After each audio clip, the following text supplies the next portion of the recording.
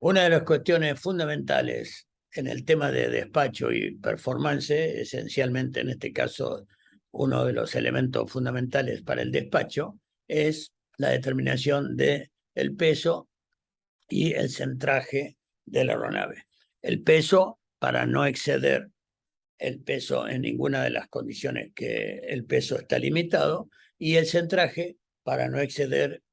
el punto de máximo delantero ni máximo trasero del centro de gravedad que el fabricante de cada aeronave nos dé para la categoría de aeronave que corresponda, porque hay aviones que están certificados tanto para categoría normal como para utilitario, por ejemplo, en cuyo caso se limita el peso en la categoría utilitario. Entonces es muy importante y también, por lo tanto, cambia la posición del centro de gravedad.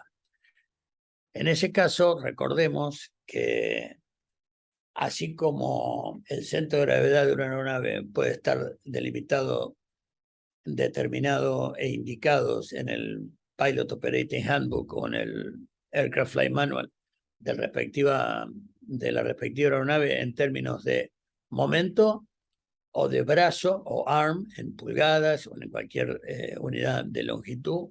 o en porcentaje de cuerda aerodinámica media. En general, todas las aeronaves de transporte de las que nos estamos ocupando, porque son las aeronaves de mayor performance, tienen determinado el centro de gravedad en términos de porcentaje de la cuerda aerodinámica media, para lo cual recordemos el concepto de cuerda aerodinámica media, especialmente cómo se determina la misma en las aeronaves con flecha de cierta importancia. Cualquier aeronave comercial o de aviones ejecutivos de gran porte, como cualquier línea de Gulfstream, Falcon, Global Express, tienen flechas del orden de un promedio de los 45 grados de ángulo de flecha. Por lo tanto, determinar la cuerda aerodinámica media exige una metodología que no es la misma que la simpleza de hacerlo en un ala recta. Recordemos entonces que la manera de determinar la cuerda aerodinámica media en un ala con flecha es tomar la cuerda de raíz del ala, este segmento celeste, y proyectarla hacia adelante en el extremo del ala. Tomar la cuerda de punta de ala, denominada T en este caso, y proyectarla hacia atrás en la cuerda del ala, en la raíz. Por lo tanto, una vez que tenemos proyectada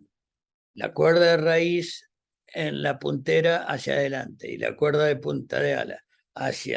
en la cuerda de raíz hacia atrás, unimos el 50% de las respectivas cuerdas de raíz y de puntera a la mitad y trazamos una línea imaginaria, y a su vez en estas proyecciones que hicimos de las respectivas cuerdas hacia adelante y hacia atrás, también trazamos esta diagonal. Donde se cruzan ambas líneas, esa es la posición determinada aquí en rojo de la cuerda aerodinámica media.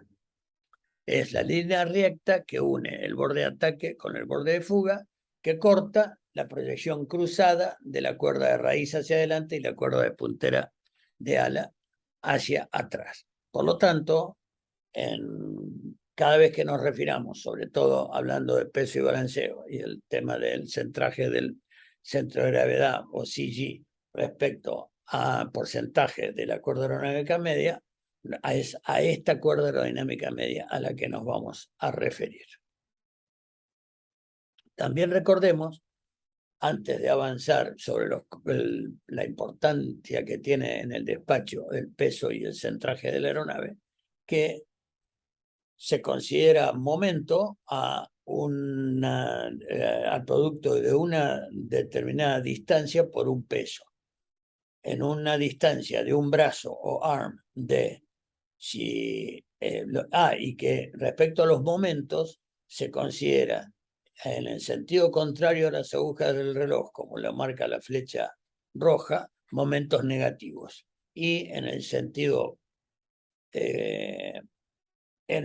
horario, los momentos positivos. Si tenemos el datum o la línea de referencia aproximadamente en el medio, todos los momentos a la izquierda de eso van a ser negativos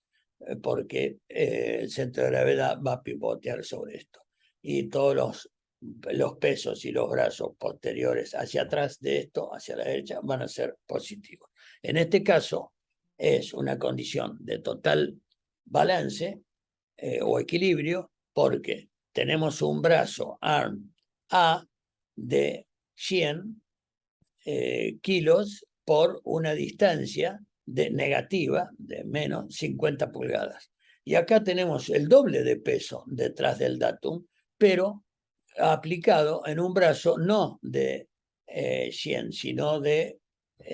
25, pero no de 50 pulgadas, de 25 pulgadas. Pero el peso es de 200 kilos. Por lo tanto, pesa el momento de uno y el otro es equivalente. 200 por 25 es lo mismo que 50%. Este momento es negativo, este es positivo, por lo tanto, esta balanza está totalmente equilibrada en este punto. ¿Por qué? Porque este señor que pesa el doble que este, se corrió, como si fuéramos en un sub y baja, se corrió a la mitad del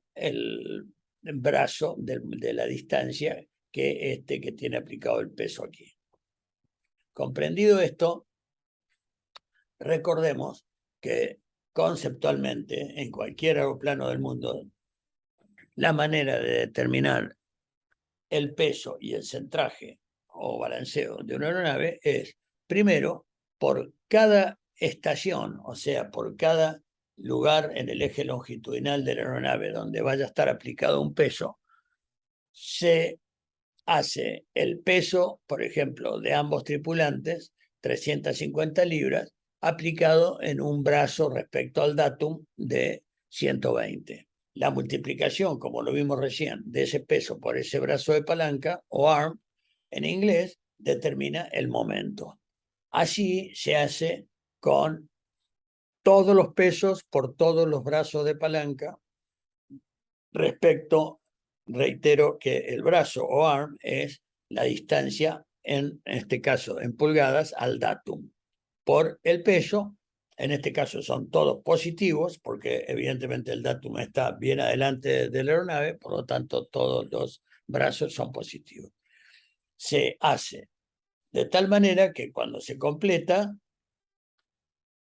se suman todos los pesos, dando el peso total, y se suman todos los momentos, dando el momento total como resultado. ¿Qué pasa? Así como para calcular el momento, la fórmula es el peso por el brazo, para calcular ahora el brazo, o sea, respecto al datum y el peso total de la aeronave, ¿dónde está ubicado el centro de gravedad en términos de distancia al datum en pulgadas? Tengo que hacer exactamente al revés. Si para determinar el momento hice el peso por el brazo, para determinar el brazo hago el momento dividido el peso, por lo tanto, el brazo en términos de centro de gravedad o CG va a ser el momento dividido el peso, 2.490.000 dividido 4.820, 517. En el punto del avión que representa una distancia al datum de 517 pulgadas, ahí va a estar el centro de gravedad. El gran tema es que yo les digo a ustedes que el centro de gravedad está a 517 pulgadas del datum y ustedes, ni ustedes ni nadie, tiene una referencia para graficarse mentalmente dónde está, si no agarran un esquema y dibujan el datum, el avión a escala y hacen todo eso. Entonces, de ahí es que se considera tremendamente práctico que una vez que se tiene el valor del brazo, cómo hacer para determinar, bueno, listo, ahora ese 517 pulgadas desde el datum, ¿cuánto porcentaje respecto a la cuerda aerodinámica media representa para saber que dónde me va a caer el centro de gravedad respecto al ala, a la cuerda aerodinámica media. Entonces, para lograr eso, recordemos que en el despacho, ya se lo haga un despachante a ustedes o lo hagan ustedes mismos por ustedes mismos, si este es el avión de ustedes y el fabricante les dice que la línea del datum o línea de referencia está exactamente en la proa de la aeronave, por lo tanto, todos los momentos van a ser positivos porque van a ser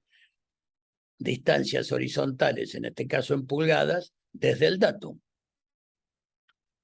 Dijimos que nos dio 517. Quiere decir que el ARM, donde está el CC, es 517. Ahora yo tengo que determinar esos 517 qué porcentaje de cuerda aerodinámica media me representan. Para lo cual yo tengo la parte frontal de la cuerda aerodinámica media, de aquel segmento rojo que habíamos visto sobre el ala en flecha, que se llama Leading Edge MAC, cuerda aerodinámica media Leading Edge, o sea, el borde de ataque de la cuerda aerodinámica media. Y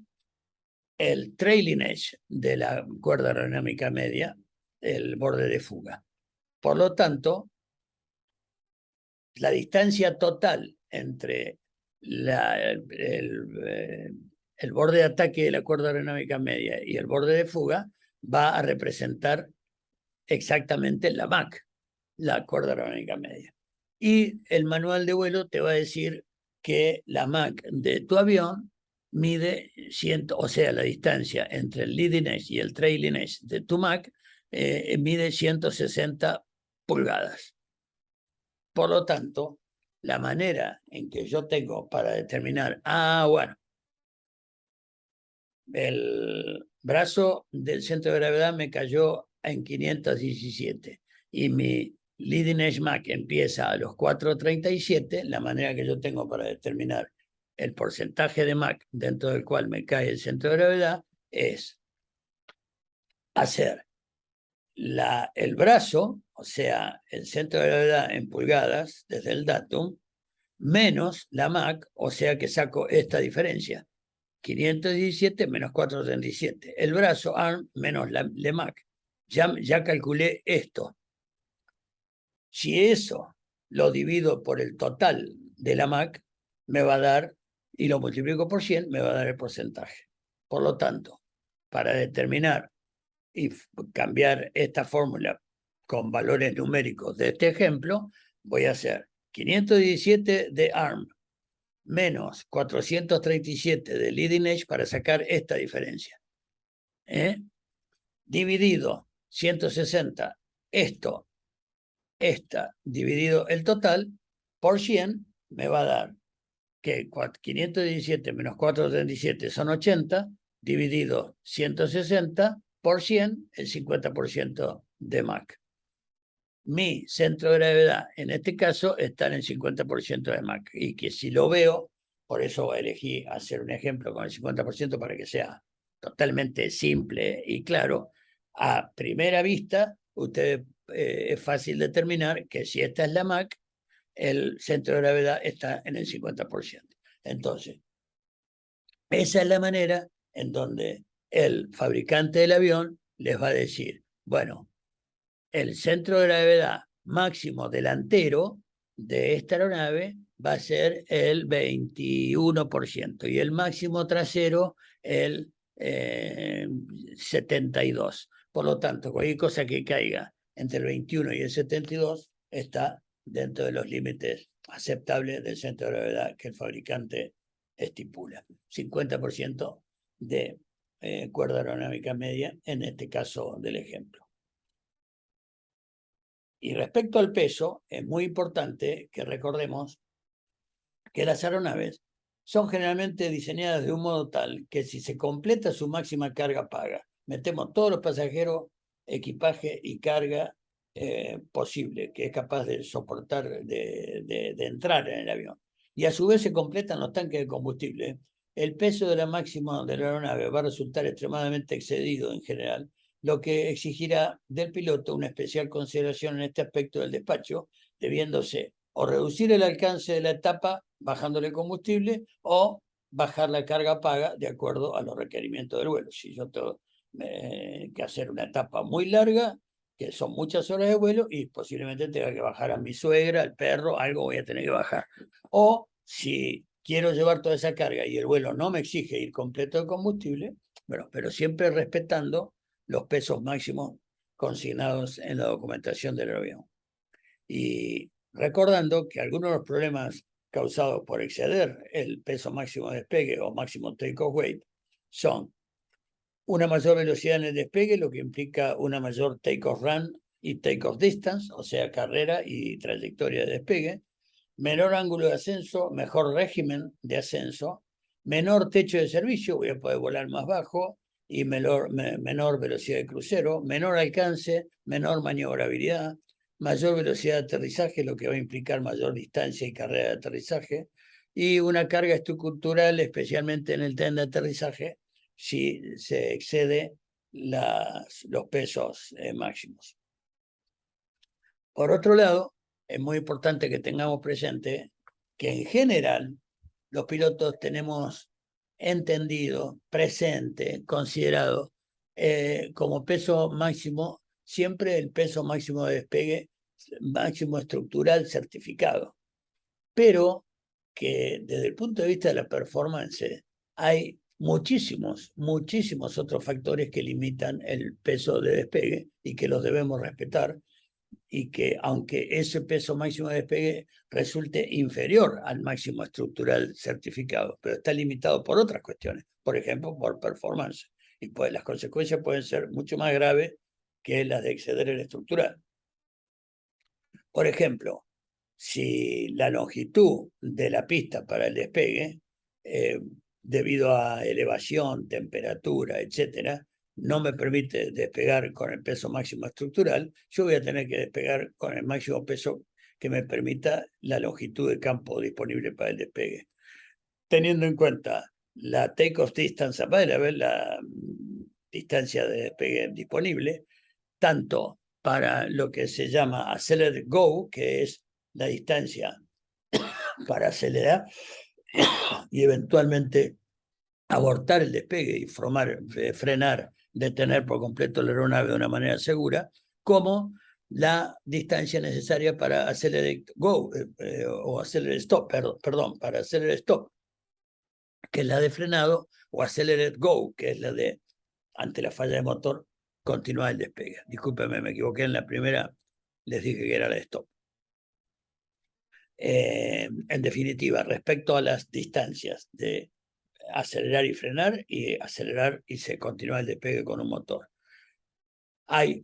otra limitación para el peso, que es no exceder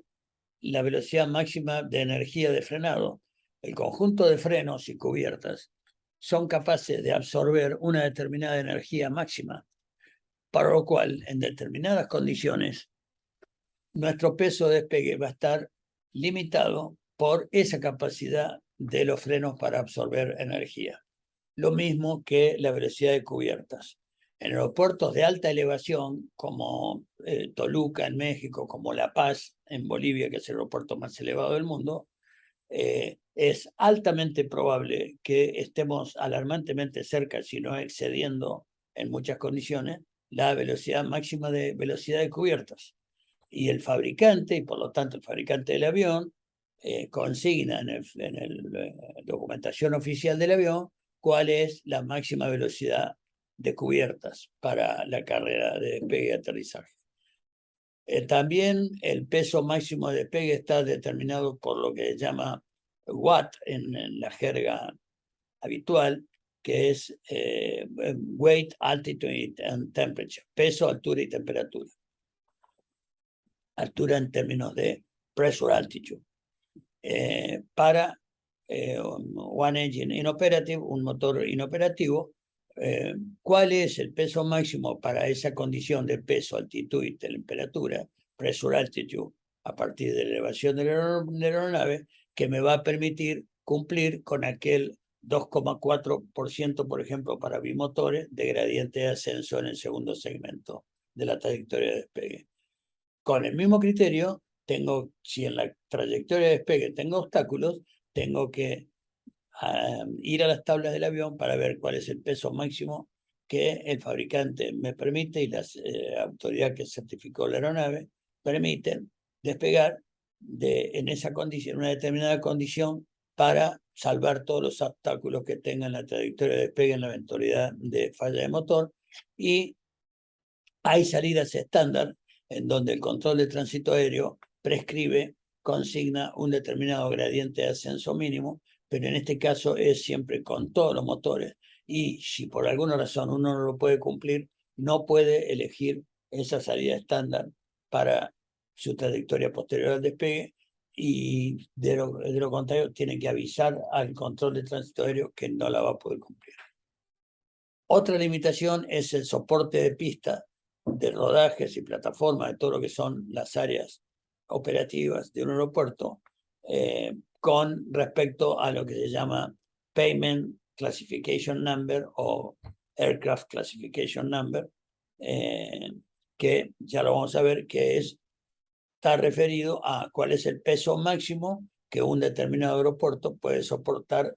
para que una aeronave no dañe las superficies estructurales de la pista, rodaje, plataforma, etc. Otra limitación del peso máximo de despegue tiene que ver no exceder el peso máximo de aterrizaje después de haber consumido combustible entre la partida y el destino, o en lo que se llama alternativa de despegue, que si uno tiene alguna contingencia inmediatamente después del despegue, no necesariamente tener como alternativa de destino un aeropuerto, sino uno salió completo de combustible porque iba a Europa y resulta que despegás de Ezeiza y no tenés capacidad en el avión para arrojar combustible y tenés que aterrizar como alternativa de despegue, no exceder el peso máximo de aterrizaje en el destino o en la alternativa. Y dos limitaciones más al peso máximo de despegue es poder cumplir con el gradiente de ascenso approach climb, que es cuando yo estoy en aproximación a mi destino o a mi alternativa y tengo que hacer un escape con un motor inoperativo, y lo que se llama landing climb gradient, el gradiente de ascenso en condición de aterrizaje, que es con todos los motores operando y tengo que hacer un escape, el gradiente de ascenso, sobre todo en zonas con obstáculos, que tengo que cumplir como mínimo. Fíjense que pasamos de que en general la única limitación de peso que tenemos presente es el máximo estructural, el que nos dice el fabricante como certificado, y resulta que desde el punto de vista de la performance, que es lo que estamos estudiando, tenemos no menos que todas estas otras restricciones al peso para limitarlo cuando operamos. Por lo tanto, en el despacho, todas estas consideraciones tienen que tener muchísima importancia.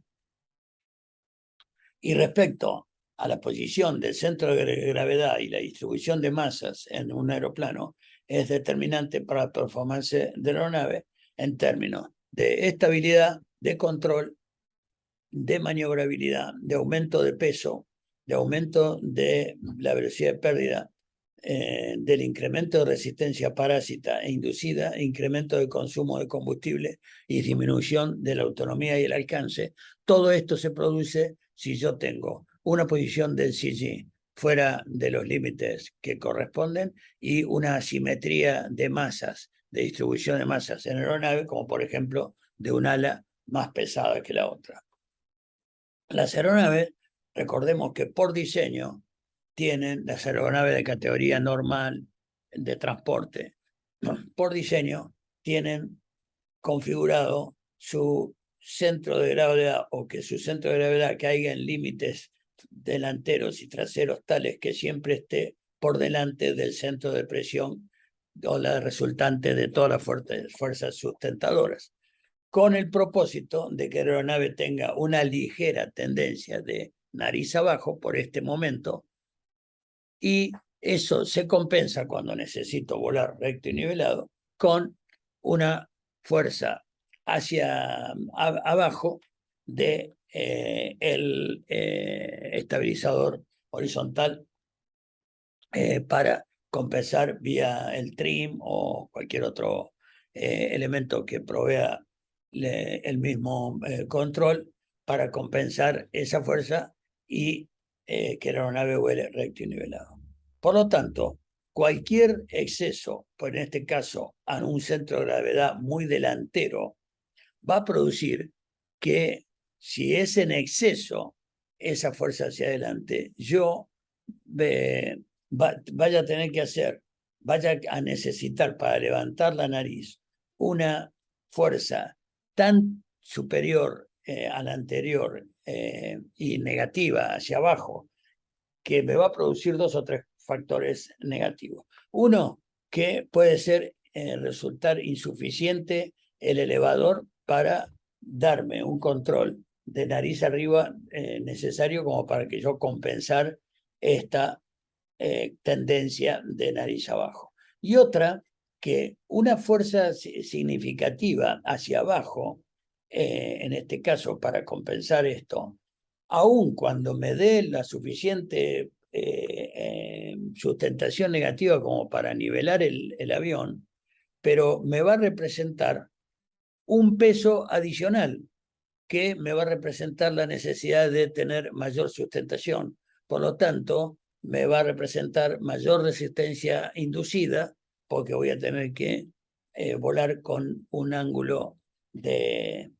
pitch, de cabeceo superior para compensar esta fuerza negativa que yo estoy agregándole al peso de la aeronave, por lo tanto necesito mayor sustentación.